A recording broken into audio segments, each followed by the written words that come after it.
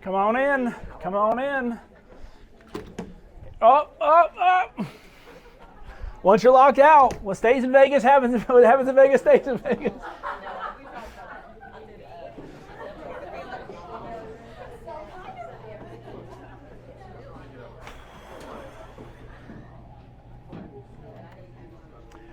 All right, we are getting back into our Romans study, how to study. If you haven't been in here, what we've been doing is we had the class pick a random verse. Different people pick chapters, verses, and so we're doing, I didn't pick this. You guys are kind of walking through it with me. Or I'm walking through it with you, I should say. And we are trying to figure out how do we study the Bible? How do we take a passage and how do we understand it? Daniel Howell, actually being in here tonight, kind of started us on this journey by giving us the ground floor for all of these things, and I appreciate that. So we've been in Romans chapter 6, verse 14, and we've just been in our observation, remember? We've been observing. Okay, question before we get started. You're already failing the observation task. Okay, we're talking about the law and stuff last week and all that. We did. Where it comes from. Well, I've been reading a little bit further. Okay, Romans 7:14. It says the law is spiritual. What does that mean? Okay. So, you have done your homework, which is extremely good. We were actually trying to get there last week. Oh, okay. Okay, so we are going to get there. Because for you to understand, once again, what's going on in 6:14, what we're going to have to understand is how does Paul use this word in this book. Now, why does it matter how Paul used this word in other places in this specific book versus, let's say it's just a historical book. This is a letter, right? We talked about this. It's a letter. Paul is writing to a church. There's something going on and there's something that's causing him to write. Okay? So why is it important to figure out how Paul uses this word in this letter specifically in other places, more so than if he's, written to another congregation or another place and used that word in another letter? Anyone answer that? You understand the question? That was kind of, didn't ask it well. All right, so let's say me and you were having an ongoing discussion on a certain topic. And if you just took one sentence out of my conversation and you were just listening to it, right? Let's say you walked by the hallway and you just heard one sentence of my conversation, and you heard me use a word, but you automatically thought, when you hear the word law, you have a first impression, don't you? If I just say the word law, all of us kind of have a first impression of what that means. Does it matter how I use the word when I'm talking versus what you thought I said when I used the word? How do you figure out how I'm using that word? Well, one is, what is the context of what I've been talking about, like my paragraph, right? The initial conversation. But how have I been using this same word in our conversation that has been ongoing? Okay, and maybe I've defined it and defined it again and defined it again, but in different ways. And when you put all of those definitions together, you kind of go, oh, that's what he means when he says the word law. Okay? Or there are times, what we're going to see in Romans 7, there is a distinct way in which he, I'm trying to do this. I don't know why I got into Romans. But, so he will use this in a negative sense. The law is bad. Okay? Law cannot save. And he'll also use it in a positive sense. The law is spiritual. Because if you read like 2 Corinthians chapter 3, Paul will say that the law, he compares it to a law written on what? Tablets of stone. And what we've received in Christ is the law written on our heart. And that's a bad thing. This is a good thing. And yet in Romans, he'll talk about this same law, and he'll talk about it in a negative sense. And negative doesn't always mean that it's like he's against it, but it's a negation, right? The law cannot do something. Doesn't mean it's bad, but he'll talk about it in the negative. Then he'll talk about in the positive what the law can do. But both of those definitions matter. But we'll get there, okay? Let's just keep kind of trucking through, but we're going to get to Romans 7. So, who wrote it? Paul. Who's he writing to? Roman Christians. Remember, he never met them. And he's also, we read chapter 1, he's also wanting to impart something to them. What is it? Spiritual gifts, right? He's wanting to pass on gifts to them, which matters. Like, why would he need to do that? That brings up more questions, doesn't it? Why couldn't he just have someone who's already out there do it? Well, that's good questions. So the what? Sin, law, grace, right? Romans 6:14 is that sin no longer has a dominion over because we are no longer under law, but under grace. And we ask, well, what law? Traffic law, civic law, law in general, law of Moses, maybe just the specific 10 Commandments. These are kind of things that we've come up with. But those are just observations. You're not answering it yet. So he's obviously talking about what is he talking about? He's talking about salvation, isn't he? He's talking about salvation. Sin no longer having dominion over you. You're talking about somebody who is saving you from sin. So that's a key point that we need to talk about of the what. He's talking about salvation. And he's comparing things. He's comparing a system of this versus a system of this, isn't he? And so those are just kind of the whats we've come up with. Where? He's writing to Roman Christians who are in Rome. We read the book of Acts just to show, well, where did these Roman Christians come from? A good guess is Acts chapter 2 in the day of Pentecost. They were Roman Christians who came in for Pentecost, listened to Peter's sermon, were there for probably a couple weeks up to a month, and then one day had to go up, back to Rome. Well, what we've realized in the letter so far is there is a division between Jewish Christians and Gentile Christians, which is similar in Galatia, similar in Corinth. I mean, this is a problem going all over the place. And yet Paul has to write to a people that he's never met. And yet, because they are Christians, he can assume some things about them, can he? And that's going to be interesting in our study when we get earlier in chapter 6. All right, so the when, well, once again, we weren't getting into, there's no dates set. We don't really have like a governor. There are some guesses. But we know it was before Paul was imprisoned.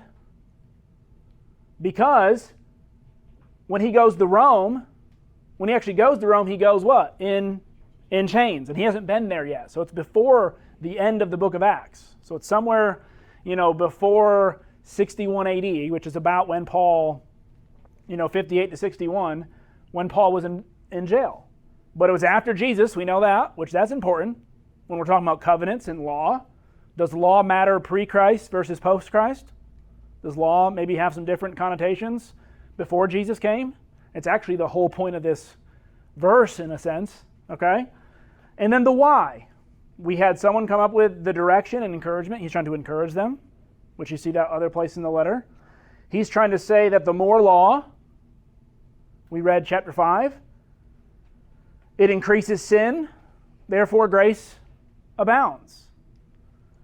And that's kind of where we ended last week. Why?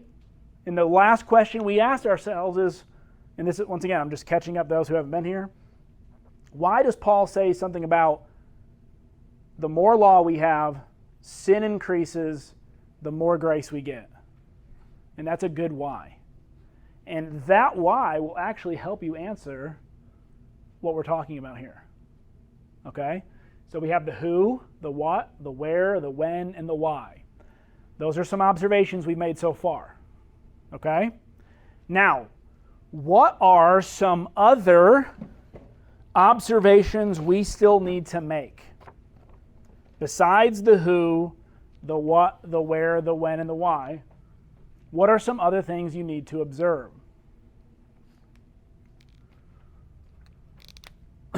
I'm going to run out of room, ain't I? Is somebody copying this down somewhere?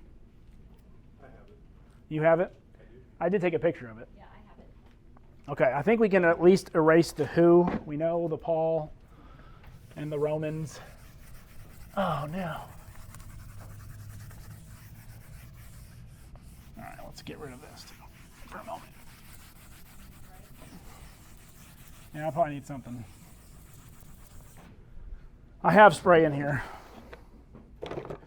All right, so what are some of the things we do in our observations phase? Does anyone have the notes from when Daniel taught, or the thing that I gave out a couple weeks ago? I have a little tool, actually, it's called the Elements of Thought, or a critical thinking wheel. Okay. It has a variety of different aspects to look at a particular situation. Okay. That would be, because I never remember them. What's the point of view, the purpose, the question at issue, or what's the main problem? Yep. We've already discussed the information with the facts, who, what, where, when, and why. The interpretation or inference, like what's the solution or conclusion? Okay. And lastly, we have concepts, Okay. assumptions, and my favorite is implications and consequences. And we are nowhere near that phase yet. We are weeks away, maybe even months. How fast I go. Okay, so I think one of the things you brought up is kind of key terms. Was that key ideas? That information was data, facts, observations, questions. Okay, so now we are going to start becoming a little more specific, okay? We are going to look up key terms, key phrases, repeated words, okay? Repeated words, repeated phrases. So in the verse itself, everybody open your Bibles to Romans 6:14. We've already talked about sin, or we haven't talked about it yet. Sin, law, grace, and I'm even going to put dominion over you. So we're going to kind of break this down, but what we want to do first is get some context. Let's read Romans chapter 6, verse 1, all the way to verse 14 first. We still want to read afterwards, but let's start with before and reading to the verse. And let's see, when you see these key terms, if they're there, just put a mark or call out. I'm going to read, and I want you to stop me if you see one of these, okay? All right, what shall we say then? Are we to continue in sin? That was an easy one. That grace may abound. Oh, no, okay. By no means, how can we who died to sin... Oh, wow. So this word's coming up over and over and over again. May live in it. Do you not know that all of us who have been baptized into Christ Jesus were baptized into his death? We were buried, therefore, with him by baptism into death, in order that just as Christ was raised from the dead by the glory of the Father, we too might walk in newness of life. I want to pause just for a moment. And just because a key word, just because the same word is not used, you may also want to look for some synonyms, maybe even some antonyms, the opposites of those things. But so if things come up, just tell me. All right, so for if, verse 5, we have been united with him in the likeness of his death, certainly we shall be united with him in a resurrection like his. We know that our old self was crucified with him in order that the body of sin... Guess I'm doing all the work for you tonight. The body of sin might be brought to nothing, so that we would no longer be enslaved to... Beep? Which one? Where would that be? So enslaved, right? Is that not the same concept as having dominion? Right? So you're not just looking for words now, because And that's where word studies may catch you in trouble. Not in trouble, but they may not just give you the full picture. Because a word study may not pick up this. You may search for dominion. And you may not get very many words, but you may get a lot of words that are like it in the passage. Okay, so you just want to be aware of that. My version has dominion and enslavement both in the same. Read it. For we know that our old self was crucified with him in order that sin's dominion over the body may be abolished, so that we may no longer be enslaved to sin. Here's awesome point of, I was going to say contention, but that's not the right word. An awesome point to make. Read different translations. Read translations side by side. Okay? Because we just found a word in one translation. Wasn't in mine. But if it's in yours, pick up on it. All right. Verse 7. Go ahead. One note with that, be sure that you know whether you are reading a translation or transliteration or an amplified Yeah. type of Bible before you go to crazy words. Okay, yes. I'm going to give you a suggestion. When you're doing a Bible in-depth study, there are some translations that are tried and true you really want to stay with, okay?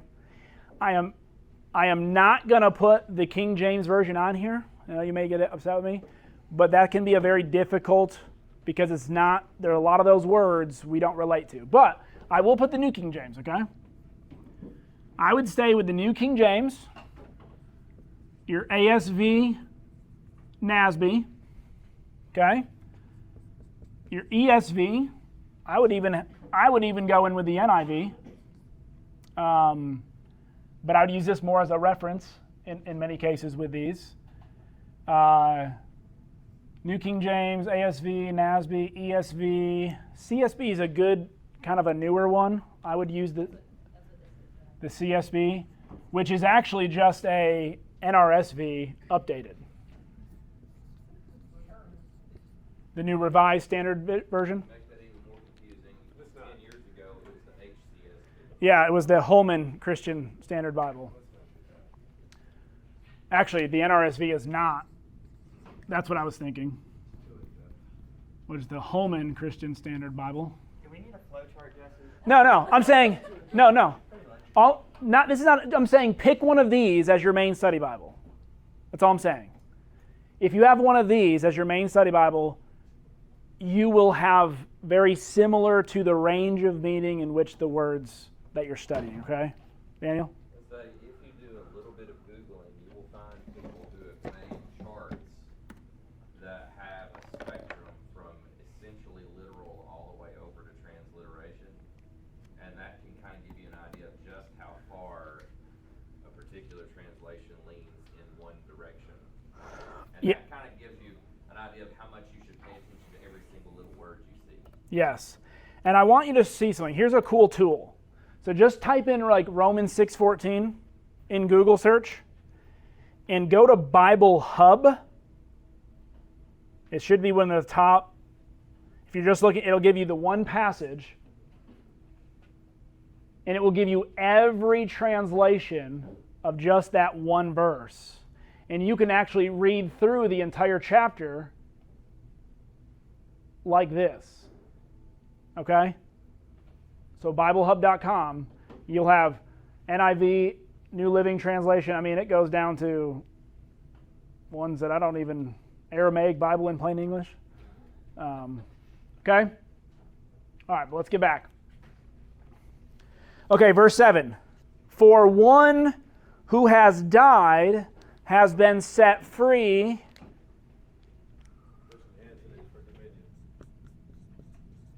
So let's do set free, and this is 6:7, to sin. Are we seeing you think Paul's really honing in on this idea of sin and being enslaved or being set free or having dominion over you? Okay. 8, verse 8. Now, if we have died with Christ, we believe that we will also live with him. And I would even put, this is me, if you start seeing enslaved and set free, when he starts using the word live, you may live. Live is actually going to be an antonym of dominion over you, because if sin has dominion over you, we're going to read at the end, That equals death. So being set free from it will equal what? Life. So I would add, if I were studying, here's what I would do. I'm making my list. I would actually add a separate category now for death and life. I also saw a word in the first 5 verses that kept appearing over and over and over again that Paul kind of made a big deal of with baptism. Because he talks about baptizing into death, right? And that's where you're what? You're buried and you're set free. Well, that's going to play a part in our discussion probably, won't it? Maybe, right? Observations. Okay, now verse 8. Now if you have died, we got the death again, died with Christ, we believe that we will also live with him. So I know I've got a lot of other verses, but I'm just going to put a couple up there. For we know that Christ being raised from the... I mean, this is what we call a very theologically thick book, right? You go read the book of Acts and you may have 7 or 8 verses in between some major verses. Like, if you were highlighting major verses, Romans would probably be yellow, all of it, right? It'd be very easy to just literally highlight the whole thing because it's all, every verse you could stop and do a whole class on, right? Every verse. But the cool thing is once you really do this for every verse, let's say once we do this for chapter 6:14, you already have all the work done for 6:6 and 6:7 and 6:8 and 6:9. You see? Just because we're doing it for one verse, you now have built, and that's why if you write this stuff down and you keep it in a notebook and you can save it, the next time you go back into Romans, you don't have to do this again. Or you can do a brief glance, because I'll tell you, you can do this 100 times and you'll miss something every time. You'll want to add to it every time. But you'll have a good base and foundation. All right. So, what verse were we in? 9? Okay. So, being raised from the dead, we will never die again. Death no longer has dominion. So, we got 9, a double whammy there.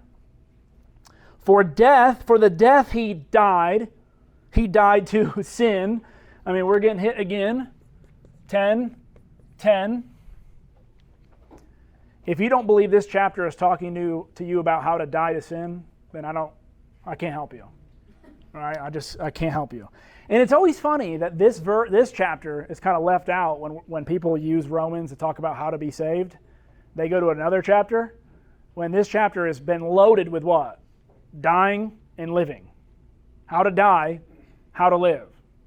And it's loaded. I mean loaded. Gun loaded. All right, but there's also someone we've missed in all of this. There's a person we've missed in all of this. Who has been coming up over and over and over again? Because if you start understanding this without this, you don't get it. If you don't start understanding the relationship between this and this without him, you're going to miss. Okay? You're going to miss. All right. So you must also consider yourselves dead to sin and alive to God in Christ. So verse 11. No one dinged me. 12. Let not sin, ding, reign in your mortal body. Would reign be another ding? Dominion, reign? Is that 11 or 12? Good thing you guys are watching me.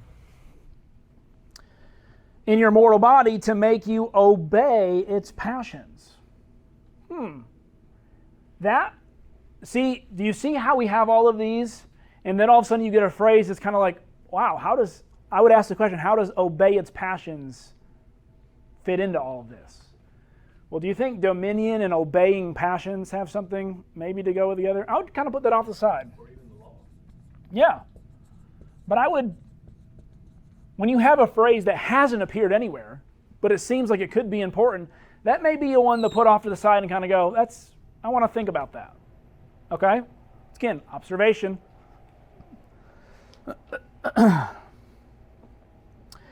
Verse 13, do not present your members to sin as instruments for unrighteousness, but present yourselves to God as those who have been brought from death to life. Okay. And your members to God as instruments for righteousness. Verse 14, for sin will not have dominion over you, since you are not under law, but under grace. I get to cheat because I have Bible software. Okay. Present means to dedicate or devote in a sense in this passage. All right. Ties in with our dominion and obedience. So if we're using Step Bible, okay, and I'm going to blow this up just a little bit more because I know we're all blind. I mean, last week I was 2 feet from it, remember, and I couldn't read it. This word present, to stand by, to place beside, to put at disposal, make an offering, to come to aid. And then you can click on it. And you get all of these to demonstrate, stand beside sin. Yeah, I would say that has a lot. Well, if you look about the middle, is that mounts in the middle? It looks like mounts it, but right in the middle it has Romans 6:13 listed there. To present to God, devote, consecrate. Yep. Right in there. That gives you, or dedicate, consecrate, devote. That's the type of usage. So this is what whoever came up with this list, when they were looking, remember, Greek words, you remember this, have a range of meaning. What you're looking at is the range of meaning. And Greek scholars have said that when this word is used in this context, here's the range of meaning you want to be looking at for these verses where it's used. So to present to God, to dedicate, to consecrate, devote. Because unfortunately what some people do, they will take the definition they like the best out of all of these, the one they like the best out of all these, even though your scholars are telling you that, no, that's probably not the sense here, but they'll take the sense from another place and they'll try to put it into that. You know, you either got to trust some of these guys or not, right? Because I can't tell you and go and open up the manuscript and read it for you. And I mean, it would take me a long time, like a couple classes in Greek, to do that. So Mounts, that's actually a pretty good resource. Yep. This guy right here is, he helped, like I said, this is the guy who created this website, helped N.T. Wright write most of his books and did all his background historical study and Greek study for him. So this guy knows what he's talking about, okay? If you quote him in scholarly circles, you're going to probably get one of these. If you quote Wikipedia in scholarly circles, you're probably going to get one of these, okay?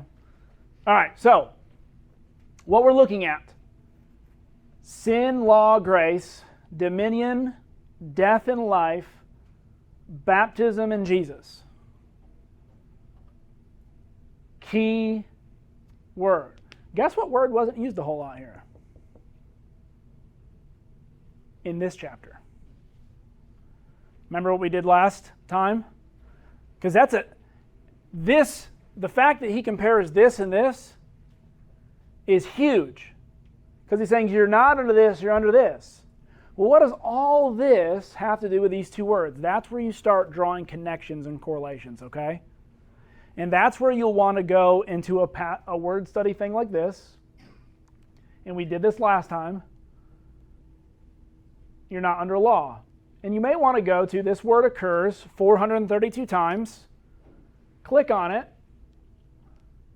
Don't go through all the other passages right now. Start in just Romans. And this is the work we're going to do now. Because I want to understand these two words because they're central. They're being compared. They are the words that are being compared against each other. So we need to understand, what does Paul mean by this word? what does Paul mean by this word? Because if you don't know how Paul is using this word, you will not understand this passage. If you come up with, I think he's saying this, stop. If you say, I think in Bible study, stop. Okay? Try to figure it out. Let's not be lazy. An observation Amy made was under Romans 2:12. You'll see law not highlighted, but in blue. And I don't know if there's a reason for that. Oh, I think Alex. So look. So there are different tenses of words. So look at this. This is nomos, vamos. And this is anomos. Same word, but it's like, where is it? So that's without law. So this is a negative. An A in front is a negative. So it's actually this entire phrase. What? I was just going to throw in something after you're done. Okay. This entire phrase is, they get the without the law from the A. So it's closer to lawless. Lawless or without, yeah. Go ahead. So this highlights another important point of being careful when you do word studies and when you do any kind of study in Greek, because very often there is no real direct English equivalent. And so what happens is you have one Greek word that's translated as an English phrase. Yep. So if you were to look at an interlinear Bible, then without the law would be all of the words that are connected to the anomos. Yep. Yeah, so I have, if you had this resource right here, this is an English-Greek reverse interlinear. You would go in and see. It has all the fun Greek words. Also gives you the tense, is it, and, perfect tense, right? Past tense, pluperfect, right? Pluperfect is fun. Very rare. Don't even go there, but. I don't think people who put it down even really understand. No, pluperfect, yeah. So anyway, once again, that's why I say Bible word studies can be helpful. They can also be dangerous. One of the reasons why I like a tool like this, is because sometimes if you go to a Bible dictionary, it will just give you all the times an English word is used, even if it has different Greek words that are being translated as the same. I want to figure out, how is this same Greek word that Paul's using here being used in other places? Okay? But that's, once again, that's answer your question. Why it's not highlighted is because it's anomos, which is just a negation. So that entire phrase is where they get without the law. All right. So his first occurrence of this, and I would write these down, and I would go through some of these major ones, okay? But we're just going to start building a case for ourselves as we look at law. And I want you to start putting this picture together. For all who have sinned without the law will also perish without the law.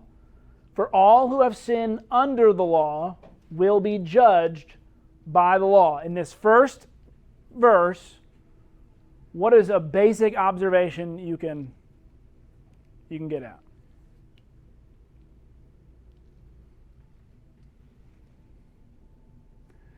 There seems to be two different types of people we're talking about, right? So there are those who have sinned without law and those who have sinned with law. So does that mean there are people who had no law whatsoever? Or are we talking? The Gentiles were not under the law in the same way that the Jews were. So this is where our other studies of what we know about the Bible start kind of coming into play. Maybe he's talking about two different groups of people. So he's saying one is under law, the other was, that's without, by the way, without law. That's an interesting observation to make when you're reading. Now, you can't ascertain too much, but you start thinking, well, maybe he's comparing Jew and Gentile. And if he's comparing Jew or Gentile, what law do you think he's talking about?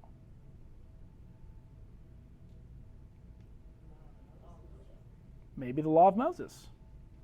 So that's a good, 212, and I would put that. 212, law of Moses, question mark? Could be. 2:13, and this is the next verse. For it is not the hearers of the law who are righteous before God, but the doers of the law who will be justified. We just now added another layer to this. So the only people who are saved by law are those who what? Those who can do. What does do mean? What's another word for do? Obey, keep. Obey, keep, which is going to be a key phrase. Because, all right, just from your knowledge of the law of Moses, how can you be saved in the law of Moses? Well, there is a way you can be saved. Okay, you can keep it perfectly. Now, once again, the plausibility versus the possibility, right? But the way you can be saved by the law of Moses if you could keep it perfectly. You think this plays a part in an aspect of that? Maybe. Or maybe he's just talking, as we're going to see a little bit later, to a group of people who do a lot of hearing of the law and know the law really well, but don't practice it. So there's two concepts we could be talking about. We don't really know a lot from that verse by itself. So let's read the next verse. For when Gentiles, all that work, I could have just kept reading. For when the Gentiles who do not have the law, we know exactly now who we're talking about, don't we? Don't we? And that tells us, at least in chapter 2, doesn't mean it's consistent all the way through. We at least now know, there's no question mark there, law of Moses is under consideration in this book. You see how we're doing this work? And how it can take a lot of work this is a very difficult passage to interpret if you were just to read it for your first time. Okay? We're taking years of listening to sermons and Bible classes that you guys are starting to, but imagine this was your first time reading this chapter. It's thick full of stuff. There's some basic things you can gather, but you're going to have a hard time in Romans. Okay? All right. So for when the Gentiles who do not have the law by nature do what the law requires, they are a law to themselves even though they do not have the law. So it's not that they don't have a law. They don't have a specific law. Another thing that points to we're really talking about the law of Moses. And he's not just using law in civic or law in general, at least here. Okay? They do have a law. All right. For they show the work of the law is written on their hearts. The heart is under consideration here. And let's just keep that on the table.